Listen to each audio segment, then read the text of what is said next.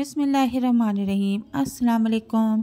Welcome कहती हूँ एक न्यू और मज़ेदार रेसिपी के साथ। जैसा कि आप जानते हैं कि सर्दियाँ शुरू हो गई हैं, तो सर्दियों में इस पराठे की बहुत ज़्यादा डिमांड होती है और ये सर्दियों में बहुत मज़े का लगता है। फ्रेश सब्जियों के साथ आप ये मज़ेदार पराठा बनाएं, अपने घर वालों के साथ इंजॉय करें। तो चलते हैं रेसिपी की तरफ, लेकिन उससे पहले गुजारिश है कि अगर आप मेरे चैनल पर नए हैं तो काइंडली मेरे चैनल को सब्सक्राइब कर दें, बेल आइकन को प्रेस कर दें, वीडियो को लाइक एंड शेयर कर दें। तो स्टार्ट करते हैं। बिस्मिल्लाहिर्रहमानिर्रहीम। सबसे पहले यहाँ पर मैंने एक पैन लिया है और उसमें तकरीबन आधा कप घी ऐड कर दिया है। घी को गर्म करने के बाद मैंने इसमें 1 चम्मच लहसुन पेस्ट ऐड कर दिया है। लहसुन को ब्राउन होने तक फ्राई कर लेंगे। तो लहसुन ब्राउन हो चुका है, इसमें अब कुछ सब्जियां ऐड कर दूंगी, जिसमें मैंने इसमें बंद गोभी और गाजर को बिल्कुल बारीक कटिंग किया है और शिमला मिर्च को भी बारीक कटिंग कर लिया है। इन सारी सब्जियों को मैं लहसुन में ऐड करके अच्छी तरह से फ्राई कर लूँगी। अब इसी दौरान मैं इसमें 1 चम्मच काली मिर्च पिसी हुई और 1 चम्मच कुटी हुई मिर्च ऐड करूँगी और नमक इसमें हस्बे जायका ऐड कर दूंगी। आप इसमें मिर्च मसाले अपने टेस्ट के मुताबिक रख सकते हैं। और अब हम इसको मिक्स कर लेंगे, अच्छी तरह से फ्राई करेंगे, अच्छी तरह से सब्जियों को भून लेंगे।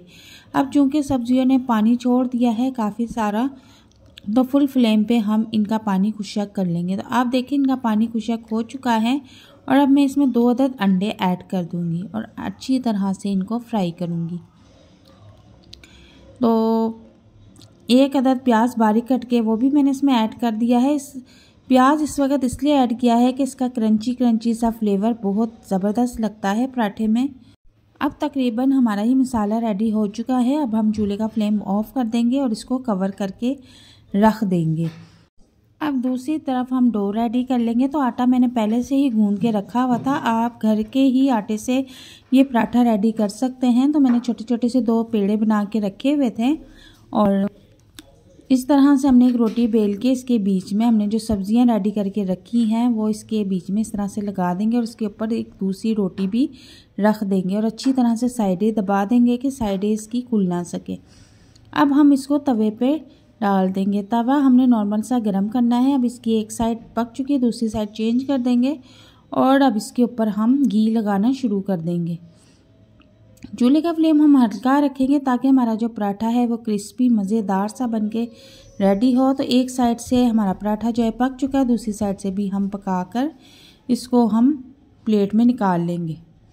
तो सर्दियों में तो ये सब्जियों के पराठे बहुत मज़े के लगते हैं। आप एक बार इसको ज़रूर ट्राई कीजिएगा।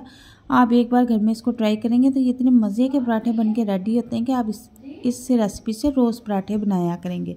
तो अब आप देख सकते हैं कि हमारा पराठा रेडी है। हमने इसको उतार के प्लेट में रख लिया है।